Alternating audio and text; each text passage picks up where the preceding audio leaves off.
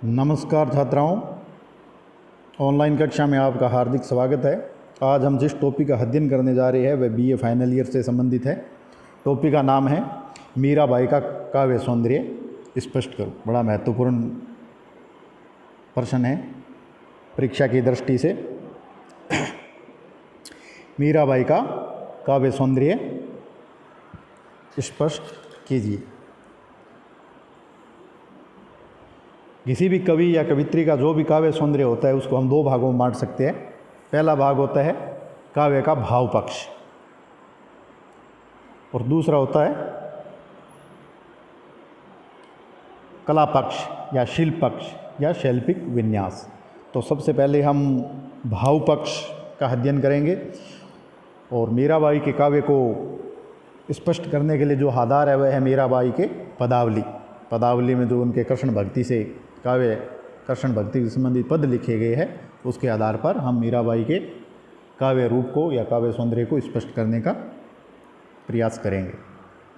जैसा कि आपको पता ही है कि मीराबाई सगुण कृष्ण काव्य धारा की महत्वपूर्ण भक्त कवित्री मानी गई है, जिन्होंने भगवान श्री कृष्ण को अपना पति मानकर कृष्ण की भक्ति की थी। और इनकी भक्ति का जो प्रकार है वह माधुर्य या कांता भाव की भक्ति कहलाता है। तो मीराबाई ने श्री कृष्ण को अपना पति मानकर माधुर्य भाव से उसकी भक्ति की थी। क्योंकि कृष्ण भक्तों में मीराबाई का महत्वपूर्ण स्थान है और इसके काव्य में कला पक्ष की अपेक्षा भाव पक्ष की प्रधानता है। और भाव पक्ष में सबसे अधिक सुंदर और उत्कृष्ट पद वे है जिनकी रचना इन्होंने पूर्ण रूपेण भगवान कृष्ण के रंग में रंगकर प्रेम वियोगिनी के रूप में की है। मीराबाई जीवन भर अपने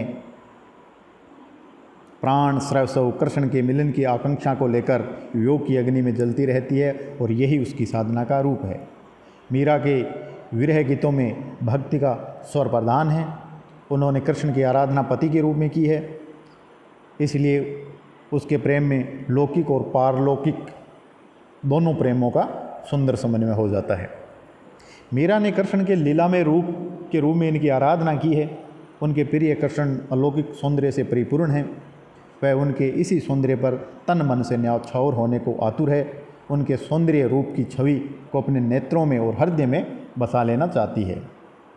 मीरा कहती है, मोहिनी मूरत सांवली सूरत नैना बने विशाल अधर सुदारस मुरली राजत उर्वे जयंती माल। अर्थात उन्होंने श्री कृष्ण के जो रूप का वर्णन किए है कि उनकी मोहिनी मूरत है, सांवली सूरत है और बड़े बड़े नेत्र है और जिनके होठों पर मुरली विराजत है और गले में वैजंती माल है, उनके हृदय पर वैजंती माला है। इस रूप को मीरा अपनी आंखों में हृदय में बसा लेना चाहती है। मीरा कृष्ण को अपना सच्चा प्रियतम मानती है और वे उसी के साथ अपने जीवन को या अपने जीवन का एक एक पल व्यतीत करना चाहती है। मीरा कहती है, मैं तो गिरधर के घर जाऊं, गिरधर मारो सांचो प्रीतम देखत रूप लुभाऊं। मीरा की जो भक्ति भावना है वह माधुर्य भाव और कांता भाव से परिपूर्ण है और श्री कृष्ण को अपना पति मानकर सब कुछ न्योछावर कर देना चाहती है। और वे श्री कृष्ण के सामीप्य का लाभ पाने के लिए भी बड़ी तत्पर है। मीरा कहती है, या तन ऊपर मस्क रमाऊँ खोर करूँ सिरकेश भगवां वेश धरूँ तुम कारण ढूंढूं चारों देश। और इसी कृष्ण को पाने के लिए मीरा लोक लज्जा की उपेक्षा करके अपने परम प्रियतम कृष्ण के रंग में रंग जाती है। मैं गिरधर के रंग राती पंचरल चोला पहन सकी में झिरमिट खेलन जाती। इस प्रकार हम देखते हैं कि मीरा के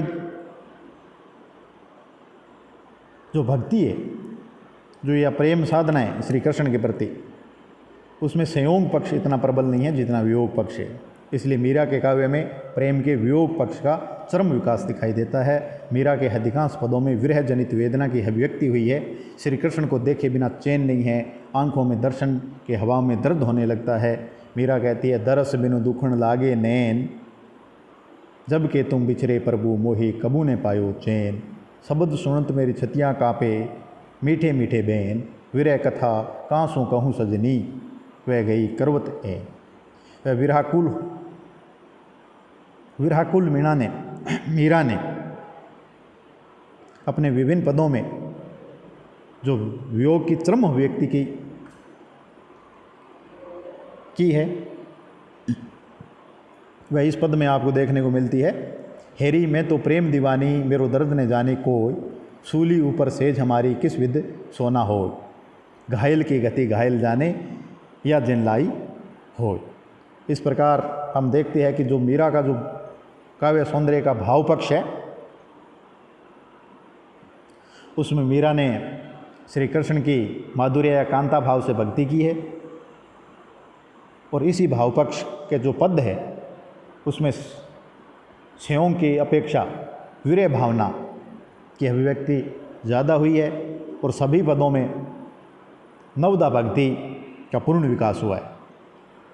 भक्ति के जो 9 प्रकार माने गए हैं जैसे वंदना, अर्चन, स्मरण, पाद सेवनम, इस प्रकार 9 की 9 भक्ति आपको मीरा पदावली के विभिन्न पदों में देखने को मिल जाएगी। इसके साथ ही हम कला पक्ष का अध्ययन करते हैं। अब कला पक्ष की दृष्टि से विचार करें तो ज्ञात होता है कि मीरा का काव्य साधारण कोटि का ही कहा जा सकता है। वस्तुतः उनके काव्य में भाव पक्ष की प्रधानता है, भावना की प्रधानता है। उन्होंने कृष्ण के प्रेम में विभोर होकर अपने मनोद्वार अभिव्यक्त की है और काव्य पक्ष की दृष्टि से मीरा की इस तरह की निम्न विशेषता है। काव्य शैली मीरा का संपूर्ण काव्य गेय शैली में लिखा गया है। उन्होंने मीरा पदावली में जो पद लिखे हैं वह संगीत की विभिन्न राग रागिनियों में गाए जाने योग्य है। अलंकार योजना मीरा के पदों में जो अलंकार योजना आई है वह सजग की दृष्टि नहीं सहज ही अलंकारों का प्रयोग हुआ है। हालांकि अलंकारों का प्रयोग करना मीरा का कभी उद्देश्य नहीं रहा है। उनका संपूर्ण उद्देश्य श्री कृष्ण से प्रेम करना और कांता भाव या माधुर्य भाव से श्री कृष्ण की भक्ति करना रहा है। इसी प्रकार हम रस योजना में देखते हैं तो उनमें शांत रस की प्रधानता है, लेकिन कहीं कहीं श्रृंगार रस भी देखने को मिल जाता है। छंद के रूप में इन्होंने पदों का प्रयोग किया है और अगर मीरा पदावली में पदों की भाषा देखी जाए तो विशुद्ध ब्रज भाषा नहीं है, अपितु उनकी भाषा राजस्थानी तथा गुजराती शब्दों का प्रयोग हुआ है। आज के लिए इतना ही, धन्यवाद।